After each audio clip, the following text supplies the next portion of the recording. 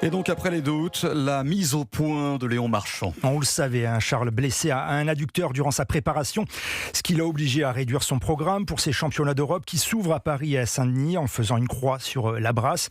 Était-il au niveau ? Eh bien, on a eu très vite la réponse. Grâce à lui et à son départ canon, la France décroche l'argent sur le relais 4 x 200 mètres nage libre.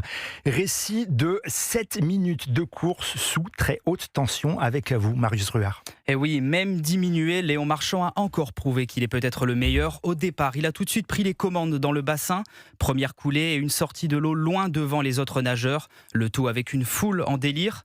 Au terme de ces 200 mètres, Léon Marchand a tout simplement livré la meilleure performance mondiale de l'année sur cette distance stratosphérique, moins d'1 minute 45.